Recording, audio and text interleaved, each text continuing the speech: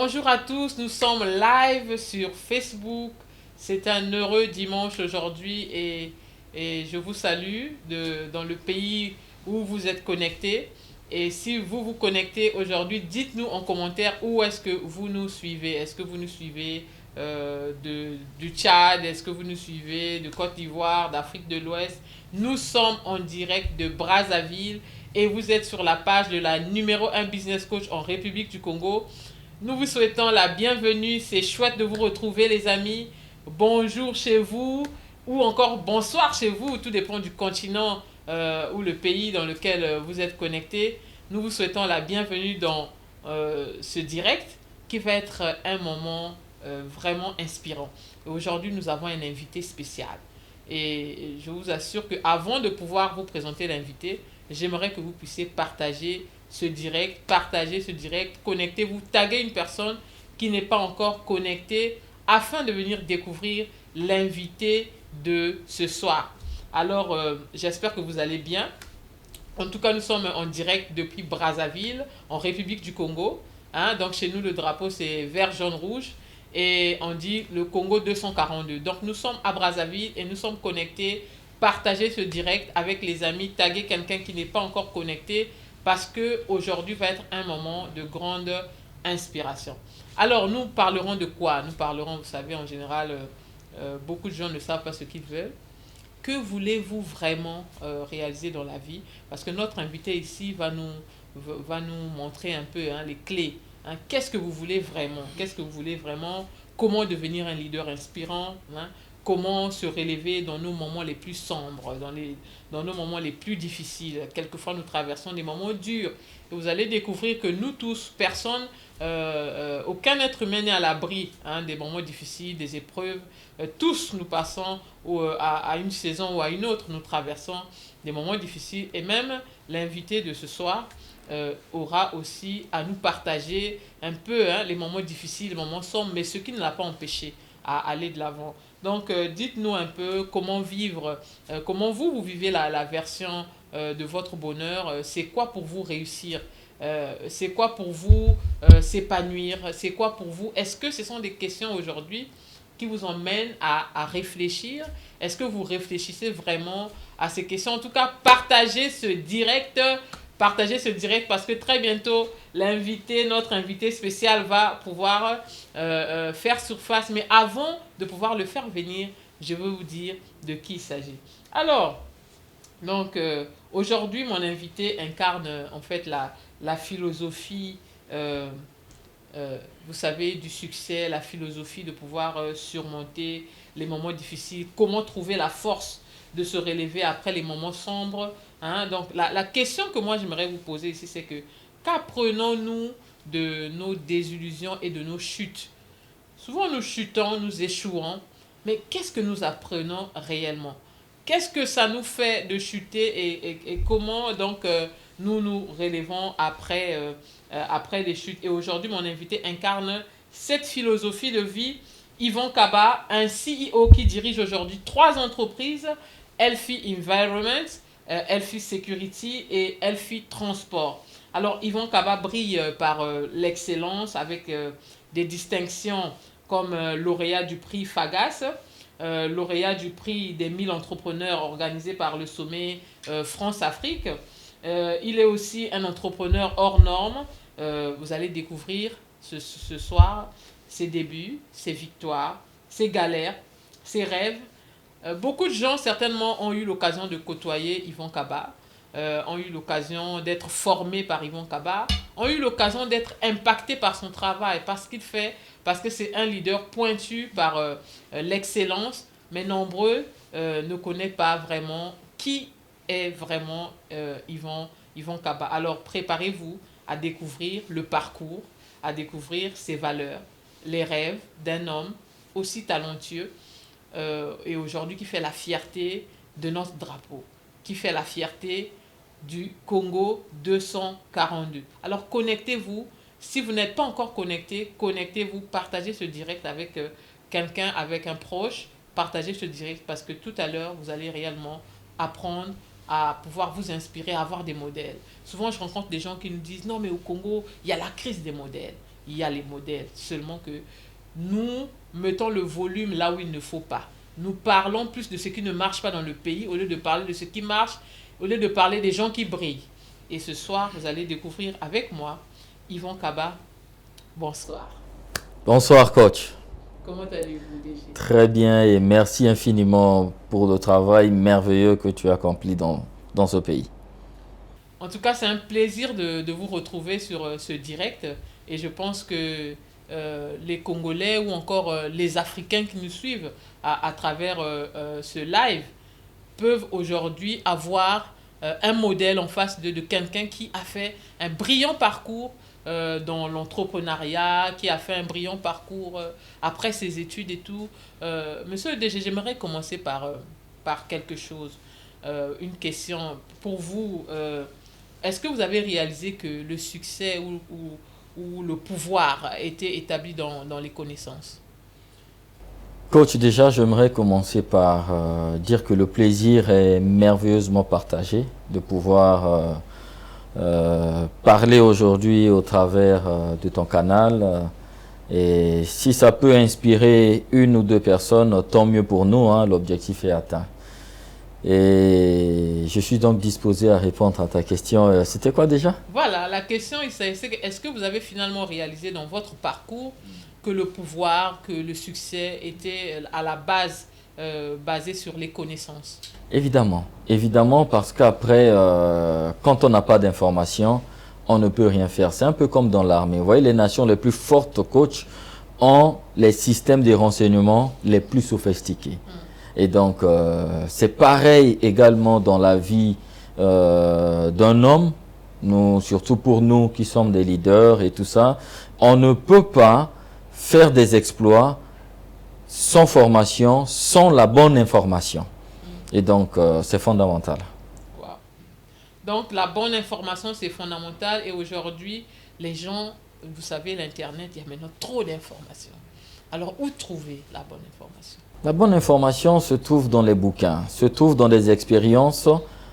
Quand je parle dans des expériences, il y a des expériences que l'on partage de vive voix. Il y a des expériences que nous migrons au travers des bouquins, des biographies, etc. Et il y a des expériences autour de nous.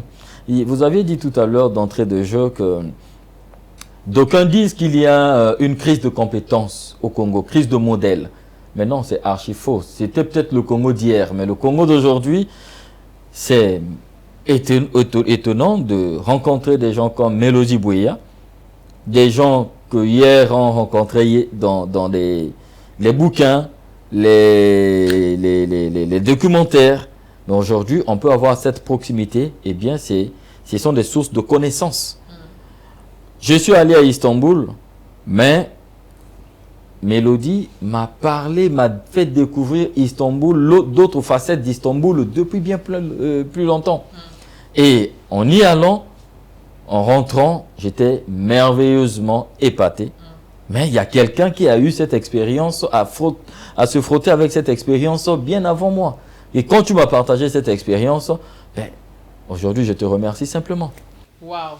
Et ici, on voit un peu l'importance des rencontres dans ce que vous êtes en train de dire. Est-ce que dans votre parcours, vous avez fait une rencontre qui a boosté votre carrière ou encore une rencontre qui vous a fortement inspiré et vous a donné l'envie d'aller de l'avant ou de rêver grand? Évidemment. La première rencontre que j'ai faite dans ma vie, c'était d'avoir rencontré en Afrique de l'Ouest un monsieur qui s'appelle Charles Kodjo-Koufin.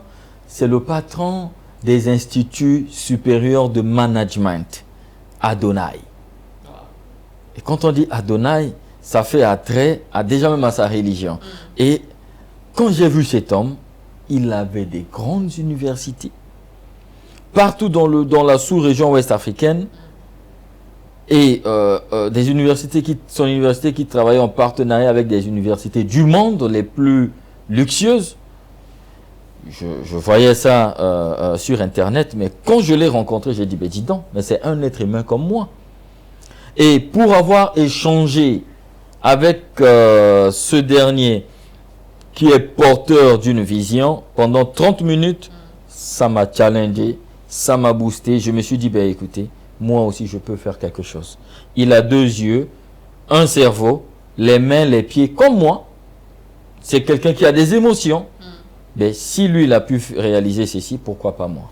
Ça m'a inspiré. Et l'autre exemple, c'est toi, Mélodie. Tu te rappelles, on s'est rencontrés. J'étais invité lors d'une conférence que tu as animée dans une église. Et lors de cette conférence, tu as dit des choses. Ça a été pour moi un signal pour me dire, écoute, ça, c'est une bonne rencontre. Nous sommes dans un pays, je vais te citer, je vais paraphraser quelque chose que tu avais dit. Tu as dit, il y a des gens, c'est-à-dire qu'il y a la situation et il y a l'extrapolation de la situation. Il y en a des gens qui ne présentent pas la situation comme telle. On sait que, voilà, ça ne va pas.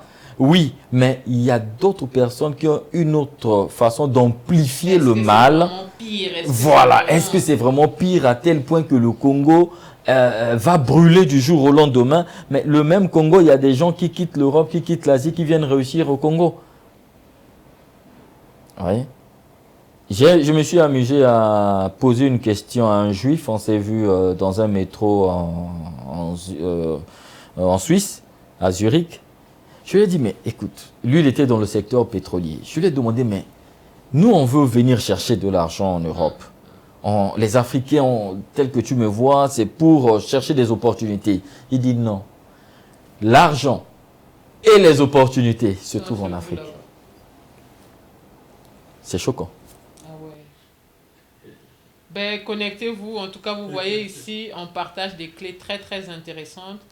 Et si vos collègues, vos amis, vos proches ne sont pas encore connectés, taguez quelqu'un dans ce direct parce que c'est vraiment quelque chose d'important. Et vous savez, les gens en Afrique, on aime beaucoup la distraction. On aime ce qui fait distraire, ce qui fait rire. Et quand on parle des choses sérieuses, les gens en général n'ont pas le temps de s'asseoir et de pouvoir s'inspirer. Aujourd'hui, nous emmenons vers vous un modèle, nous emmenons vers vous quelqu'un qui... de par son expérience, son entreprise, fait des grandes choses en République du Congo. Et tout à l'heure, il nous parlera certainement de comment il s'est également lancé.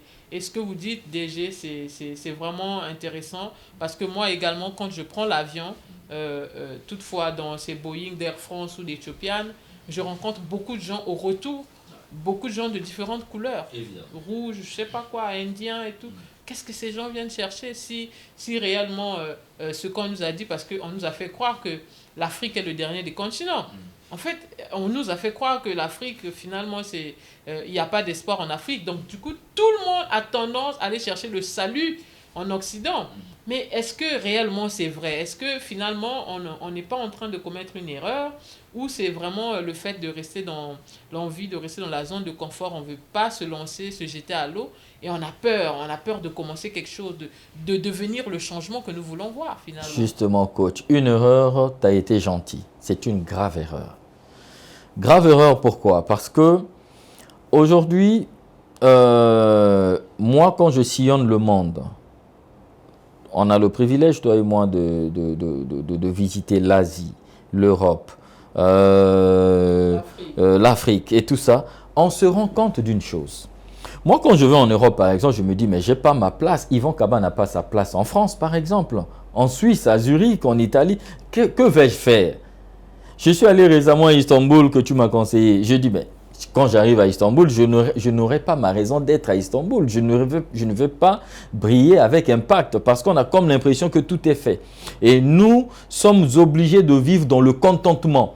Mais quelqu'un dont les rêves s'éclaboussent dans la tête, mais je ne peux pas vivre dans le contentement. Ça sera me tuer intellectuellement, psychologiquement. Et du coup, être né en Afrique, dans un pays qu'on appelle le Congo, est une bénédiction. Pourquoi bénédiction? Parce que simplement, les pays de l'Afrique ont besoin de se construire. Et quand on dit que l'Afrique est le dernier des continents, dans un contexte, oui. Dans un autre contexte, c'est faux. Mais dans le contexte où c'est oui, justement parce que l'Afrique a besoin de s'enrichir. Mais l'Afrique est aussi le seul continent en ce moment qui a des parties de ses sous-sols qui sont inexploitées. L'Afrique, c'est la réserve mondiale.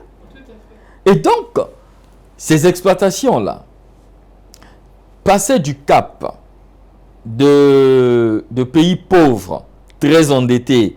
Donc, l'initiative PPTE, dont certains de nos pays africains ont accédé pour bénéficier de l'élimination de l'ardoise des dettes, etc. Mais arrivé à ce stade-là, nous y sommes.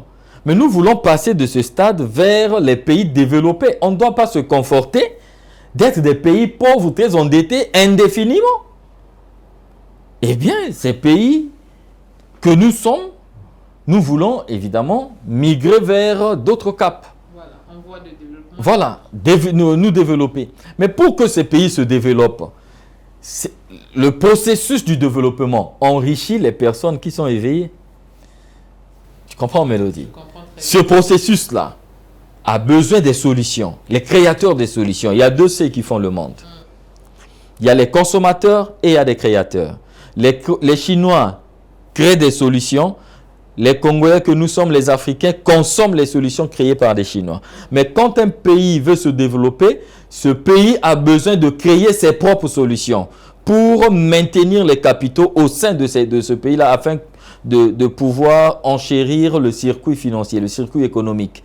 Mais quand il y a trop de fuite de capitaux, parce que vous ne faites que emprunter les cerveaux qui viennent pour vous développer le pays, mais il y a trop de fuite de capitaux. Et ensuite, vous allez voir que le pays va de l'avant sur le plan industriel, mais l'argent financièrement, la population ne se retrouve pas. Mais parce que les cerveaux qui constituent, qui participent au développement sont en train d'expatrier les capitaux vers leur pays d'origine. Je pense que nos autorités africaines commencent à comprendre sa mélodie. C'est pourquoi tu as parlé tout à l'heure de l'Ethiopian. Tu prends Air France, tu prends Ethiopian. Mais quand tu arrives à l'aéroport d'Addis Abeba, que remarques-tu? Tu as déjà vu un seul blanc qui fait les programmations des vols. Mais regardez ce grand aéroport. Tout est géré que par les Éthiopiens. Les autorités ont compris. Ce n'est pas la xénophobie ce que je suis en train de raconter. Les Blancs sont venus, les Chinois sont venus former. Ils ont terminé leur contrat de formation, la partie technique et tout ça. Ben, ils sont rentrés. Ils ont concédé la gestion de l'aéroport totalement aux Éthiopiens. Et c'est une fierté de voir un si grand aéroport. En aucun moment, quelqu'un a raté le vol parce qu'il y a eu des dysfonctionnements ou bien il y a eu deux vols qui sont entrés en collision. Et c'est super, c'est fantastique. Ils ont beaucoup, quand tu vois le tarmac, mais incroyable. Et c'est géré par des Africains. Wow. C'est incroyable. Vous êtes en direct, si vous venez à peine de vous connecter, en tout cas vous êtes en direct et nous avons un invité spécial. Ici nous avons le CEO de Healthy Environment, Yvon Kaba. Et connectez-vous, vous pouvez avoir le lien sur la page ou le compte du CEO Yvon Kaba ou encore connectez-vous sur la page de la numéro 1 business coach en République du Congo. Vous êtes en direct et vous êtes en train de découvrir des choses ou des clés très intéressantes. Si vous connaissez un Congolais qui aspire à devenir entrepreneur ou qui aspire à trouver des modèles, envoyez-lui un message, envoyez-lui le lien de la page et connectez-vous. Vous savez ce que nous faisons, c'est Winner Attitude, c'est la toute première émission en Afrique francophone qui vous emmène des leaders ou encore des entrepreneurs qui impactent leur pays. Et quelquefois, nous parlons trop de ce qui ne marche pas au lieu de chercher les gens qui brillent ou les gens qui travaillent. Donc c'est très important aussi, je m'adresse à la presse de nos pays également, de pouvoir reconsidérer ce qu'ils font. C'est bien de diffuser les mauvaises nouvelles, mais c'est surtout mieux d'aller vers les personnes qui sont en train d'élever le drapeau, la fierté du drapeau de votre pays. Alors, peu importe où vous nous suivez, dites-nous en commentaire d'où est-ce que vous êtes connectés. Dites-nous en commentaire, est-ce que vous nous suivez de Côte d'Ivoire, parce qu'on a beaucoup de gens là-bas qui nous suivent. On a des gens au Gabon qui nous suivent, au Tchad qui nous suivent. On a, en tout cas, certains pays vraiment déjà sont fidèles à nos directs. Donc, vous êtes connectés sur notre direct du week-end. Et ici, nous avons quelqu'un d'extraordinaire, quelqu'un que j'ai rencontré il y a quelques années. Et vraiment, ça a été pour moi une rencontre inspirante. Et je pense que pour vous aussi connecter, ça va être pour vous une rencontre inspirantes au travers Facebook ou au travers ce direct. Alors, DG, nous savons, je sais par ton parcours, que finalement tu n'as pas toujours, tout n'a pas toujours été rose. Après les études ou même pendant les études, tu as dû perdre un être cher. Et donc, j'aimerais pouvoir en savoir un peu plus. Qu'est-ce qui se passe finalement quand tu perds papa? Est-ce que ton monde s'écroule? Est-ce que ton monde s'effondre? Est-ce que tu t'attends finalement à un héritage, à sa mort? Tu te dis que bon, parce que papa avait quand même, c'était quand même un cadre, hein, un cadre dans ce pays. Et est-ce que finalement tu te dis que bon, mais moi je vais hériter des biens de mon père et voilà, ça me suffit. Qu'est-ce qui se passe en ce moment-là? Comment tu vis la situation de la perte d'un être cher? Et quel est finalement, qu'est-ce qui te permet de dépasser cette situation malgré la douleur? Justement. Alors, évidemment, la vie est parsemée des événements malheureux et des événements qui sont heureux éventuellement. Et cet événement nous avait transpercé le cœur parce que papa était cadre à l'époque. Hein. À l'époque, on parlait de ATC, ils étaient en Bongo. C'était même pas le trésor public quand on voit aujourd'hui, les ministères de finances, non. Il travaillait, il était cadre au port. Il était directeur de port autonome de Brazzaville, donc ATC à l'époque. Et nous, on voyait l'argent à la maison. Donc, il venait avec l'argent et tout ça, on voyait et tout. Et donc, du coup, après, on se disait que, ben voilà, l'avenir est garanti. L'avenir est garanti. Et donc, on avait droit aux bêtises, de n'importe quoi et tout ça. Mais à un moment donné, hop, les données ont changé. Son décès brusque. Et déjà même avant son décès, il a commencé à sombrer dans les moments un peu très compliqués de sa vie, la maladie, etc. Il y a eu déjà la guerre du 5 juin et tout. Et hop, on n'arrivait plus à pouvoir conserver le standing, la vie de luxe qu'on avait. Et les données ont changé, ben, il fallait s'adapter. Déjà, quand il tendait vers sa fin, c'est quelqu'un qui avait beaucoup d'enfants. Avec beaucoup de femmes. Je pense qu'il a eu des enfants, à faire des enfants, moi, avec 5 femmes.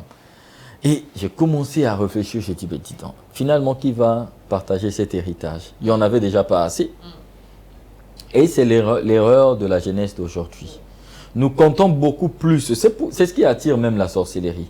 Parce que les gens comptent tellement sur leurs parents, leurs frères, leurs grandes sœurs, leurs pères, les oncles, les tantes, etc. Et si cela ne se passe pas tel que vous attendiez, ça veut donc dire que vous aurez des frustrations. Ces frustrations vont se résulter à des actes. Et peut-être, c'est pourquoi nous voyons en Europe, on appelle ça des crimes passionnels. Ici, c'est maintenant la sorcellerie, puisqu'on n'a pas le courage d'aller peut-être faire des choses. Et donc, du coup, pour ne pas être frustré toute sa vie, on doit savoir que chacun de nous a une histoire à écrire. Il n'y a pas eu que ça, Mélodie, perdre un être cher, mais j'ai connu 3 événements malheureux dans ma vie. Et on ne sait pas de quoi est donné le lendemain. Mais déjà, j'ai connu le rejet. Déjà, il fallait affronter le décès de papa pour me relever parce que l'année en cours, quand il est décédé, moi, j'étais en année de bac. Je devais faire mon examen 1 mois avant le bac. Lui, il est décédé. Je n'ai pas pu faire mon examen.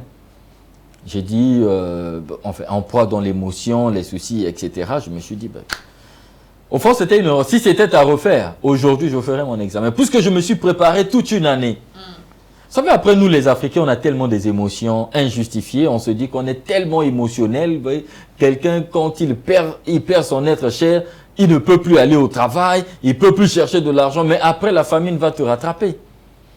Et donc, si c'était à refaire, je serais parti faire mon examen. Donc, j'ai perdu cette année scolaire comme ça. Et l'année suivante, j'ai dû me consoler par moi-même et puis trouver puiser des forces pour me relever. Et je suis allé faire. Où est-ce que tu trouves la force pour te relever? Parmi les secrets, il y a Dieu. Je suis très croyant et c'est ce que je conseille. D'ailleurs, il faut que nous partageons une foi. Hein. Mais on respecte la foi de tout un chacun. Il y a des musulmans, il y a des bouddhistes, il y a des chrétiens, etc. C'est la foi. Moi, ce qui m'a fortifié, c'est ma foi. Et la même foi m'a fortifié dans ces 3 épreuves différentes que j'ai traversées dans ma vie, dans mon parcours. Deuxième épreuve, c'était le rejet. Quand j'ai commencé mon entrepreneuriat, coach, j'ai fait l'objet de beaucoup de rejets parce que j'ai créé ma première entreprise en 2012. Tu te rends compte? 2012, j'étais dans la, on va dire dans la trentaine, puisque je suis né en 83. J'ai créé ma première entreprise en 2012.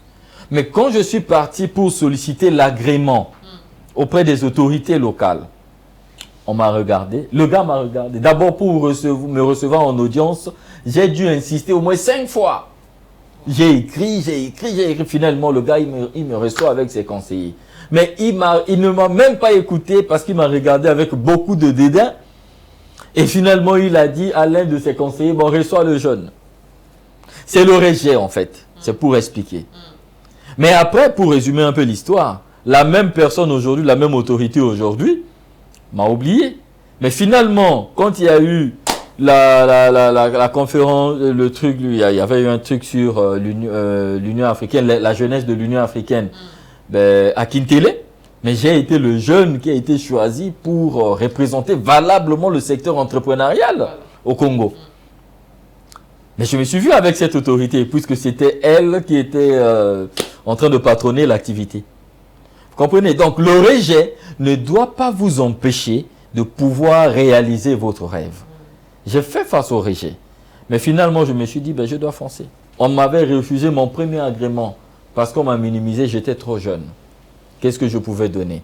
Je suis allé travailler dans l'informel jusqu'à ce que je me suis musclé au point de revenir et demander l'agrément. Maintenant, cette fois-ci, avec un costume, on me l'a donné. On me l'a donné, mais le rejet ne doit pas ternir des rêves, Mélodie. Pas du tout. Combien de fois nous sommes rejetés par la société? Combien de fois nous sommes stigmatisés par la société? Il y a, à l'extérieur, il y a le racisme, il y a tout. Mais on doit tenir bon. Savoir que j'ai quelque chose, j'ai du potentiel en moi. Peu importe celui qui est devant moi, reconnaître ou pas le potentiel qui est en moi, je sais qui je suis. C'est comme disent les anglophones, I know who I am. Voilà. Et donc c'est ça. Troisième point, c'est l'échec. J'ai beaucoup échoué dans ma vie, Mélodie. Là, aujourd'hui, on voit les exploits. C'est très bien. Mais j'ai échoué combien de fois? Les gens connaissent la gloire, mais pas l'histoire. Évidemment. Évidemment, dans le secteur qui est le mien, en 2015, l'État a signé avec un opérateur très puissant. Et quand cet opérateur est arrivé dans la ville de Brazzaville, a pris les bacs à poubelle, bien sûr, à étalé sur tout le long des artères principales. Or, moi, je réalisais les 100% de mon chiffre d'affaires en allant de porte à porte, les restaurants, les grands hôtels, pour vider leurs déchets. C'est comme ça que je réalisais mon chiffre d'affaires exclusivement à l'époque, puisque je n'avais pas encore créé d'autres branches.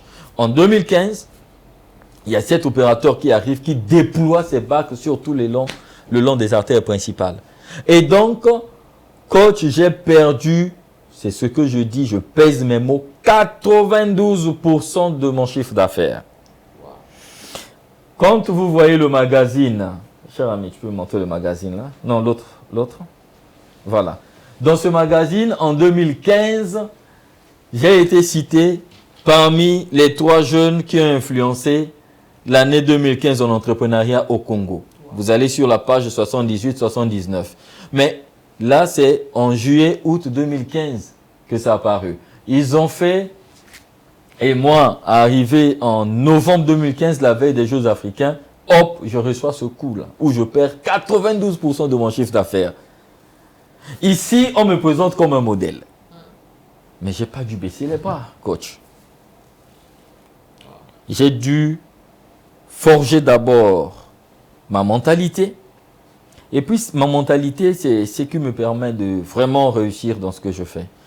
On ne peut pas réussir si on a une mentalité de faible. Je suis désolé, quand vous êtes faible, quand vous êtes pleurnichard, sur la terre des humains, là, vous ne pourriez pas réussir. Parce que même Dieu, il reconnaît que ce n'est pas facile. C'est pourquoi 366 fois, c'est écrit dans la Bible que nous devons nous armer du courage. Fortifie-toi, prends courage. Tout ça là, c'est parce que même Dieu qui nous a créés reconnaît que la vie est parsemée des situations qui vont nous faire pleurer. Alors finalement, nous sommes dans un pays en voie de développement, un pays ou encore PPTE, hein, disons les mots. Pauvres, très endettés. Voilà, pauvres, très endettés. Et beaucoup de pays d'Afrique centrale aussi, d'Afrique francophone se retrouvent dans ce genre de situation. Et dans nos pays, souvent le décès est attendu. Hein, on voit des situations où, lors du décès d'une autorité ou de quelqu'un qui avait un peu, il y a des bagarres. Donc on oublie même que nous aussi, nous mourrons un jour. Mais on se focalise sur l'héritage, hein, des biens. Qu'est-ce qu'il a laissé? Est-ce que j'ai ma part dans ce qu'il a laissé? Finalement, je me demande, est-ce que ce n'est pas nos parents qui nous ont donné un peu comme ce sens du droit? Parce que quand on voit en Europe, je voyais Zuckerberg a écrit une lettre à sa fille de 2 ans pour dire que ma fille, de mon vivant, je te soutiendrai. Tu veux étudier, je soutiens. Tu as un projet, je soutiens. Mais à ma mort, tu n'auras que 2% de mes biens. Et nous, en Afrique, on n'a pas le courage de dire à nos enfants que ce qui est à papa n'est pas forcément à toi. Que ce qui est à maman ne t'appartient pas forcément. Voilà. Et nous disons même, en fait, nous disons en Afrique que, vous savez, quand papa mourra, la maison, là, c'est pour vous, mes enfants. Et du coup, les enfants, ils vont avoir le sens du droit. C'est à moi. Et on n'arrive plus à fournir des efforts. Parce qu'on sait que dans 2 matins, papa ou maman forcément mourra. Et moi, je serai héritier ou héritière de ces biens. Et on se retrouve avec une jeunesse, parce que on a comme, en Amérique, on appelle ça les baby boomers, ceux qui ont eu à amasser de l'argent. Donc on a une catégorie des gens aujourd'hui, de nos pères, qui ont des postes politiques, ou même dans le business, ou même des fonctionnaires, qui ont pu s'organiser, et avec plusieurs gosses, et les enfants attendent l'héritage. Et ça freine les jeunes aujourd'hui à se développer. Non. Parce que moi, si je ne m'attends à rien, je n'ai rien à attendre. Donc, je dois travailler pour que je puisse... Est-ce qu'on ne pourrait pas conseiller aujourd'hui à nos parents, ou même à nous-mêmes qui sommes en train de devenir parents, de ne pas pouvoir montrer aux enfants que ce qui est à papa est à toi, ou ce qui est à maman est à toi. Mais papa doit être clair et dire la vérité, que ce qui est à papa ne t'appartient pas. Papa te soutient de son vivant. Si tu as un projet, montre à papa, il va te soutenir. Si tu as une ambition ou quelque chose, on va t'aider. Mais à la mort de papa, ne t'attends à rien, parce que papa peut décider de donner ses biens à une église. Pourquoi pas à une ONG? Pourquoi pas à un orphelinat? Qui a dit que l'héritage est forcément aux descendants ou aux neveux? On a même eu des situations de ce genre. DG. Non, justement, coach, ça c'est la mentalité de paresse. C'est la société congolaise, typiquement congolaise, qui a enseigné ces genres de mentalité aux enfants. Mais comment pensez-vous, coach, qu'il y a des jeunes, aussi jeunes qu'ils soient, ils se vantent du fait que son papa soit dans le gouvernement? C'est une aberration, c'est une folie. C'est pas toi, c'est ton papa. Quel est le rapport avec toi qui est censé te battre pour ta vie? Mais tu n'as eu que la grâce de naître de ce monsieur-là ou de cette personne-là. Tu n'as pas fourni d'efforts. Ici, on devait être fier des efforts qu'on fournit. On n'a pas de fierté avec le poste de ton père. On s'en fout de qui est ton père, qui est ta mère.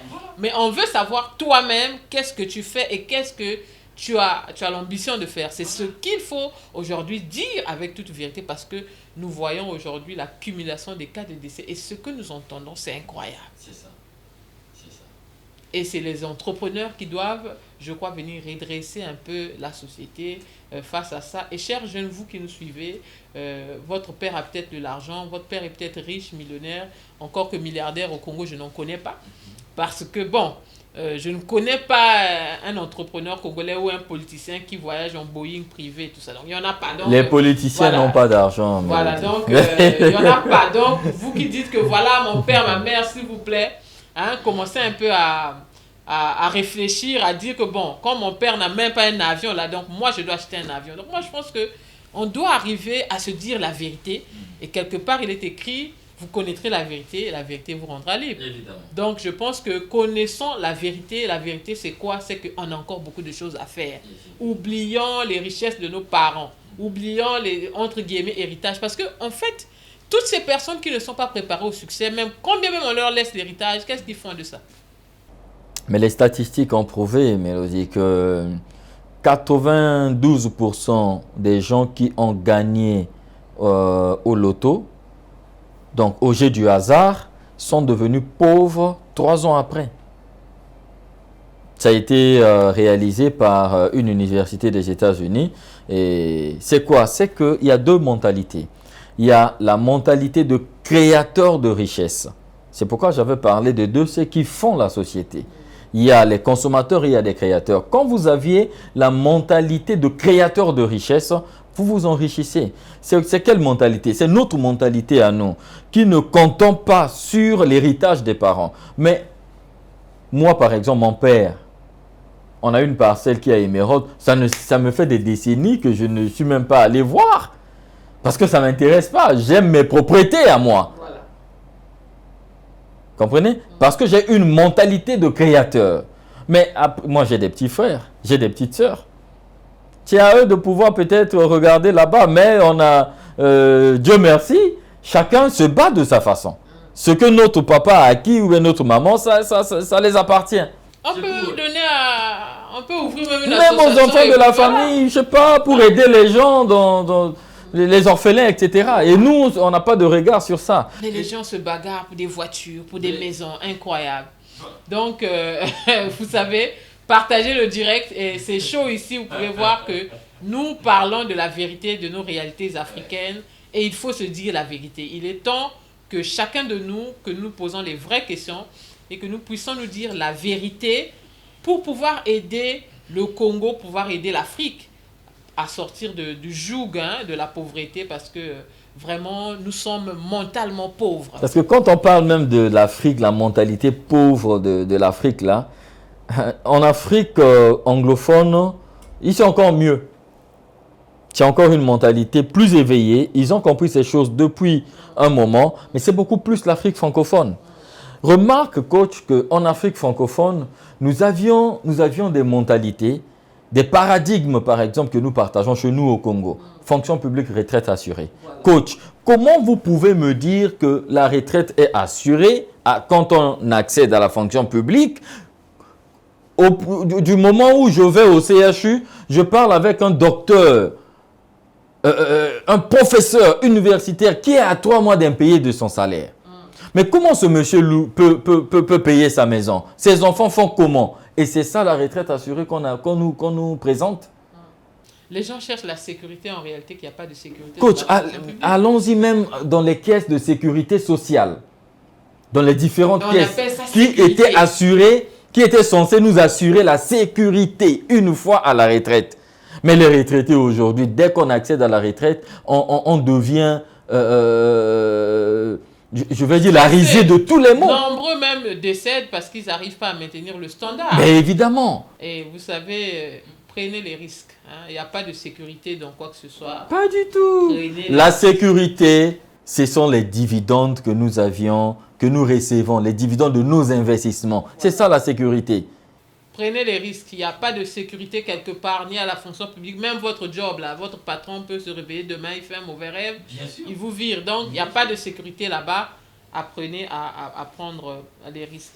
Alors, aujourd'hui, monsieur le DG, vous avez fait un brillant parcours et les gens vous connaissent. Vous avez rencontré aussi des grands hommes dans notre pays.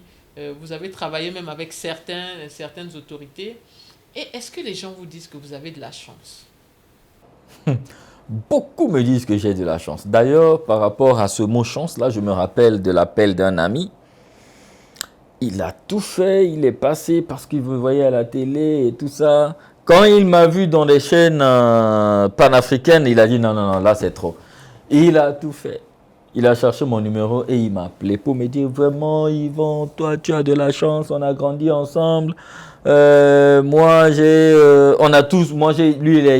il a eu la chance d'ailleurs d'aller étudier en France, les parents ont envoyé, il est rentré, il est devenu alcoolique.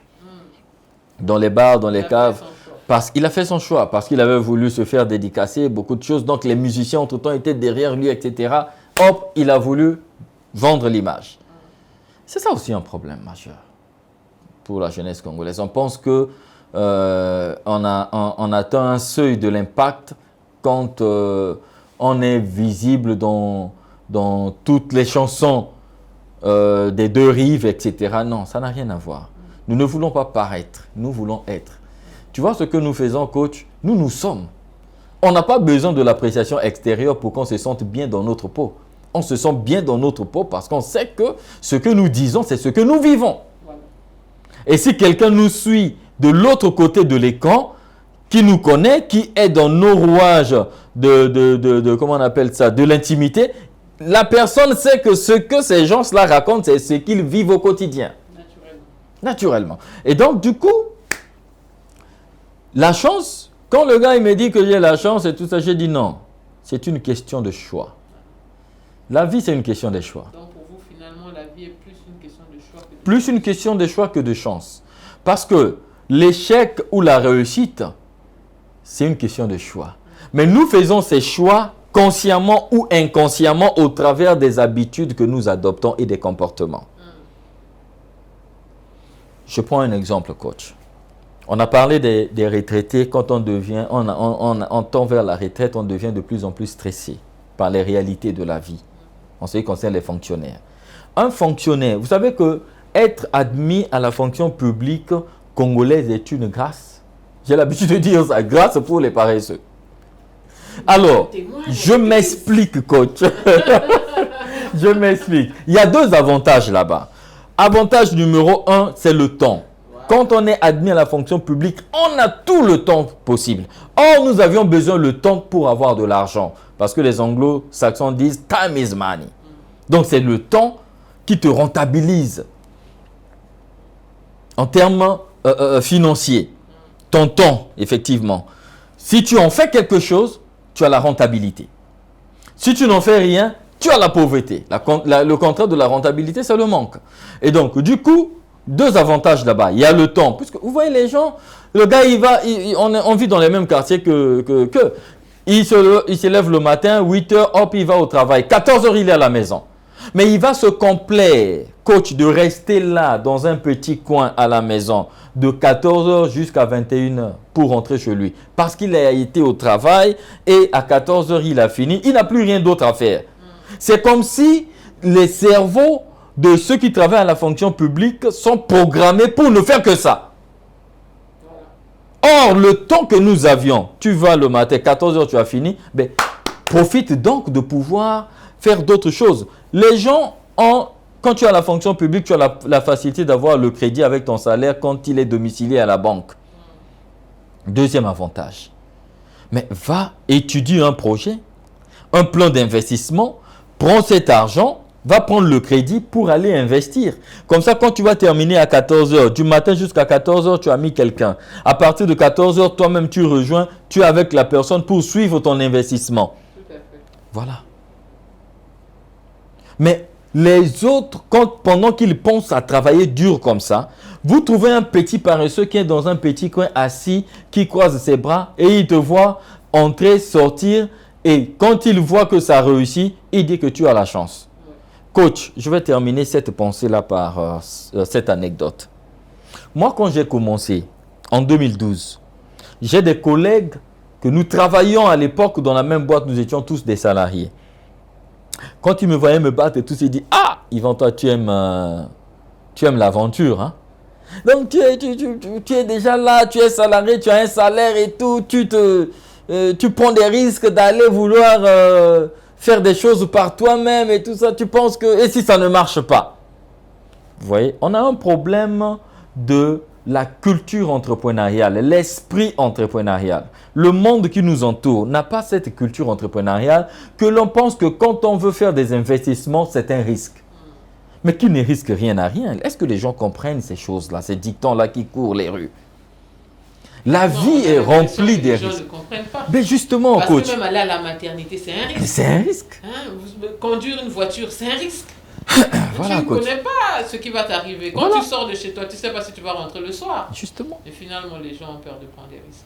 Et c'est justement là. Et la vie appartient, l'avenir appartient aux aventuriers. N'ayez jamais peur d'être un aventurier. Wow. Les frères White qui ont créé l'avion, c'était des aventuriers. Parce qu'ils ont vu un oiseau voler, ils ont dit, ben dis donc, et si on faisait un appareil qui pouvait faire ça? Ils ont échoué combien de fois? Les aventuriers échouent plusieurs fois et finalement, ils parviennent à la réussite et ils deviennent des modèles d'inspiration. Wow. Mark Zuckerberg, c'est un vrai aventurier. Il était dans sa chambre de l'université, il dit, ben, je dois connecter, on doit avoir une connexion interuniversitaire. Au lieu que nous puissions utiliser nos téléphones pour échanger, on crée un réseau au travers duquel nous allons échanger gratuitement. Aujourd'hui, on a des groupes. Et aujourd'hui, il a pu relier le monde entier. Un aventurier. Le monde appartient aux aventuriers, aux rêveurs. Donc, ne soyez jamais choqués quand vous caressez un rêve et que la société qui vous entoure puisse vous traiter d'aventurier. Beaucoup de gens, beaucoup de jeunes voient leur projet se ternir juste parce qu'ils ont peur qu'on les traite d'aventuriers. Non, je vais faire ceci. Et si ça ne marchait pas, je vais ternir mon image par la mauvaise expérience. Ouh là là. Vous savez combien de fois j'ai été... Les meilleures expériences qui m'ont forgé dans mon entrepreneuriat, ce sont des expériences dont j'ai connu les échecs. Wow. Wow. Parce que chaque échec que je connais dans mon parcours me permet de réajuster le tir. Comme ça, la prochaine fois, quand j'arrive là, je ne peux plus tomber. Je sais qu'ici, j'avais connu l'échec et je fais mieux. Le carburant qui vous emmène vers à la perfection. Ouais. Alors, DG, vous nous dites des choses très intéressantes et on n'a pas envie de vous lâcher aujourd'hui. Mais j'aimerais quand même dire une chose. En vous écoutant, votre parcours, la vie est faite des hauts, des bas. Et finalement, dans votre parcours, aussi talentueux, brillant, quel a été le moment vraiment de pic, vraiment le moment le plus fier, le moment le plus haut que vous avez pu expérimenter? Est-ce que c'était la rencontre d'un chef d'État? Est-ce que c'était la rencontre d'un grand homme d'affaires ou d'un grand homme politique? Quel a été vraiment le moment le plus haut dans votre carrière? Merci infiniment, coach, parce que là, beaucoup de gens s'attendent à ce que je dise, c'est quand j'ai rencontré le président de la République. Oui, j'ai déjà rencontré le président de la République. Il nous avait reçus lors de la délégation avec les chefs, les hommes d'affaires italiens et tout ça. Dans la délégation, parmi les jeunes entrepreneurs congolais, j'ai eu le privilège de faire partir, mais ce n'est pas le moment le plus merveilleux, non. Les hommes élevés, je les rencontre, sur le plan national qu'international. Mais ce qui me rend le plus fier, coach, c'est le fait de savoir que je participe à la construction des vies des gens. Aujourd'hui, le Healthy Environnement, les deux branches confondues, nous sommes à un effectif de 87 personnes. Je suis le 88e. Donc, ça fait 88 ménages qui trouvent de quoi manger chaque mois au travers de leur rémunération. 88 familles, des pères de famille, des mères de famille, des jeunes filles qui prennent soin de leurs petites sœurs, les enfants, parce qu'ils ont une rémunération. Hier, c'était les risées de la société. Je vois des gens qui étaient socialement rejetés, mais qui sont devenus des responsables de famille aujourd'hui. Parce qu'ils se sont organisés, ce n'est plus des mendiants. Donc lui, il attend, avec son salaire, il arrive à s'organiser chaque fin du mois. Tel que nous tendons vers la rentrée scolaire, il compte sur sa rémunération pour organiser, préparer la rentrée scolaire de ses enfants. Nous allons tendre vers la fin de l'année. Il compte sur son travail, donc sa rémunération, pour préparer les fêtes de ses enfants. C'est ce qui me rend le plus fier. Yvon Kaba a sorti 87 personnes du chômage. 88, parce que moi-même aussi, je pouvais être un problème pour l'État. Voilà, 88 personnes du chômage et c'est incroyable. Aujourd'hui, beaucoup de gens déposent des CV, des dossiers, par-ci, par-là. Mais avez-vous déjà pensé une seule fois que vous aussi, vous pourrez prendre les CV pour donner de l'emploi? Mais ça commence quelque part, ça commence par un rêve, ça commence par un désir et aussi par un passage à l'action. Et je pense que pour chuter, j'aimerais dire, poser une autre question, monsieur le DG. Quand vous démarrez votre entreprise, finalement, tu t'attends à quoi? Est-ce que tu t'attends à un impact tout de suite? Est-ce que tu t'attends à un succès énorme tout de suite? Est-ce que tu t'attends à tous ces médias-là, les magazines et tout ça, des rencontres extraordinaires? Quand tu démarres ta société, finalement, tu t'attends à quoi? Alors, coach, déjà, moi, j'ai l'habitude de dire aux jeunes qui caressent le rêve d'entreprendre que tout de suite, on n'entreprend pas parce qu'on veut être riche. Non. Sinon, quand vous venez entreprendre parce que vous voulez être milliardaire, vous allez découvrir des débouchés. Ah, il y a la politique qui rend milliardaire. Tu vas laisser l'entrepreneuriat, tu vas aller dans la politique. Il y a la vie associative qui rend milliardaire. Tu vas laisser l'entrepreneuriat, tu vas aller dans les vies associatives. L'entrepreneuriat, coach, répond à un besoin. L'Afrique a un besoin. C'est pourquoi nous avions parlé du fait que l'Afrique veut se développer. Et donc, ça passe par l'entrepreneuriat. Donc, la création des solutions. Et donc, le fait de créer des solutions, ces solutions-là seront en ce moment-là vendues. Et ça, on a la contrepartie des solutions créées que nous recevons qui s'appelle de l'argent. C'est ce qui nous enrichit. Mais quand on crée des solutions, on n'est pas motivé par l'argent d'abord. On est motivé par combler le vide qui existe devant nous. Comme quoi l'entrepreneuriat répond à un besoin, coach. Donc moi, quand j'ai commencé, je ne suis pas tout de suite dans l'esprit de devenir riche. Non. J'ai commencé, je n'avais pas de voiture, coach. J'ai commencé, je suis le premier agent, le premier agent de ma société. J'étais le commercial. Je partais pour chercher des clients. Et quand j'ai trouvé 2 clients, j'ai acheté la première moto. Mon rêve, c'était d'avoir les véhicules. Mais je n'avais pas d'argent pour avoir. Je ne peux pas bénéficier d'un accompagnement bancaire tout de suite. Parce que je caresse un rêve. Là encore, je viens dire aux jeunes qui tout le temps sont là, non, l'État n'accompagne pas. Vous pensez que ceux qui font des exploits, l'État les a tous accompagnés? L'État accompagne les rêves. Je n'ai jamais eu un seul franc de l'État, moi, donc voilà, ni d'une banque. Il faut arrêter avec ces mentalités parsemées de paresse là, où on pense que on doit nous accompagner, on doit nous soutenir. Il faut que les gens apprennent à se lever par leurs propres efforts. Alors donc, je m'asseyais à côté de mon agent qui conduisait la moto. C'est le premier agent de la société. Et jusque-là, en 2012 à l'époque, jusque-là, il est là. Mes premiers agents sont là. Wow. Wow. Il est là, il s'appelle... Et on reconnaît souvent un grand leader par la fidélité, vous savez, la gestion des hommes, voilà. Évidemment. Parce qu'après, c'est la chose la plus délicate. Vous voyez, ce sont des pères de famille, quand vous allez les voir. Mais j'ai un... Montrez-moi le calendrier là. Ah, je connais calendrier. Certains. Voilà. Vous voyez ce monsieur, en 2012, on l'a honoré. Vous voyez son âge? Wow. En 2012, on l'a honoré. C'est le 3e agent de la société.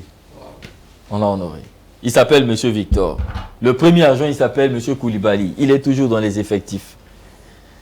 C'est un ressortissant ivoirien que j'ai... c'est comme pour dire aussi qu'ici, nous ne faisons pas d'acception de personne. Donc, c'est un ressortissant ivoirien que j'ai trouvé à l'époque qui n'avait même pas de papier. C'est moi qui lui ai fait des papiers, chemin faisant. Il a maintenant une famille, il a sa maison, il a des enfants. Wow. Beaucoup de ces gars-là, quand je les prends, je les aide à se construire dans la vie. Tu ne peux pas avoir... Et chaque fois, j'ai ce que l'on appelle par 1 heure du temps du DG. C'est chaque lundi.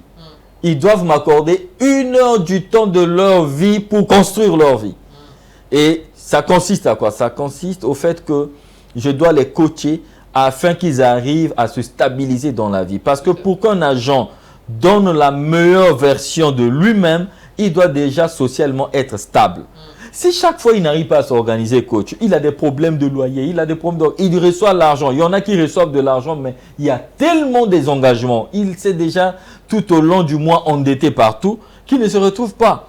Je les aide aussi à s'organiser dans leur vie parce que s'il est instable, il ne pourra pas donner la meilleure version de lui-même. Tout à fait. Et donc, pour repartir sur ce que nous étions en train de dire, coach, je disais que, ben voilà, j'ai commencé comme ça. Et je partais, le gars, il arrive, il conduit la moto, il arrive, il gare quelque part. Il entre là-bas pour vider les déchets de ce client. Moi, en face, je vais faire l'opération commerciale. Jusqu'à ce que j'avais 10 clients, 20, 60, 30. J'ai commencé j'ai recruté un autre commercial. On était 3, 4, ainsi de suite. Et au fur et à mesure, avec les entrées que j'avais, j'ai pu investir pour la deuxième moto. Finalement, une année après, un véhicule. Et aujourd'hui, nous avions une flotte importante des véhicules. J'ai acheté ma première voiture, coach. Je pense que j'ai commencé en 2012. Ma première voiture, c'est en 2015. C'est en 2015 que j'ai réalisé le boom de ma société. Parce qu'après 2012, 2013, 2014, 2015, il a fallu attendre 4 ans. Finalement, au Congo, on respecte plus les entrepreneurs en voiture. Je ne sais pas pour quelle raison. Mais moi, j'ai vu des entrepreneurs de taille, très pertinents et très intelligents en Afrique de l'Ouest à moto. Voilà, donc je pense que c'est aussi question de mentalité ou de complexe. Tout de suite, il veut l'avoir. Tu veux acheter la voiture, première année, non. Moi, j'ai vu des gens qui ont des voitures mais qui n'ont pas l'argent du carburant. Ben voilà. Donc, s'il vous plaît, pensez vraiment à bâtir votre futur, voilà. à investir dans ce qui vous rapporte de l'argent parce que la voiture, finalement, c'est une charge. Il faut la vidanger, il faut le carburant, il faut tout ça. Et quand on n'a pas d'argent, coach aux actifs. Voilà. C'est ce que vous dites. Et quand on n'a pas encore assez, ça ne sert à rien de rentrer dans les passifs. Voilà, justement. C'était vraiment une rencontre très très inspirante, vous savez, en direct de Brazzaville, en République du Congo. Souvent, je raconte quand je vais à l'étranger, les gens me demandent « Madame, vous êtes de quel pays ?» Je dis « Congo-Brazzaville ». On me dit « Non, mais c'est où ?» Voilà, donc nous sommes au Congo-Brazzaville, en République du Congo. Vous savez, on a le deuxième fleuve le plus puissant. Si ça vous dit, venez en République du Congo, visiter. Vous savez, on a la très bonne gastronomie ici. Ouais. Et on mange très bien, des légumes, du très très bon poisson. Je crois que c'est l'un des pays où on trouve le meilleur poisson en Afrique. Et donc, sans oublier la sapologie, voilà, sapologues. Voilà, comme vous voyez ici, le DG, le DG bien habillé. Donc ça, c'est la République du Congo. Nous profitons toujours de parler du bien de notre pays. Et donc le Congo, c'est un pays très chaleureux. Les habitants sont chaleureux. Nous recevons les étrangers avec joie. Alors, c'était le direct, en direct de Brazzaville et en direct de Healthy Environment. Si vous avez votre entreprise qui a besoin, vous savez, de déchets et tout, ben, le DG est là. Il vous recevra avec plaisir. Et donc, à très bientôt pour notre prochain numéro. Nous gérons aussi les déchets médicaux. Les déchets médicaux, waouh. Vous avez des cliniques, vous savez. Voilà, vous avez quelqu'un ici de très compétent, de très outillé dans ce domaine-là. Donc, n'hésitez pas, contactez-le. Vous avez un numéro, une adresse? Voilà, le +242 04 405 69 69. Quand vous appelez, vous serez orienté directement sur le standard de Healthy Environment. Donc, c'était Mélodie Boya avec le DG Yvon Kaba de Healthy Environment en direct de Brazzaville, en direct des bureaux Healthy Environment. À très bientôt. Ciao.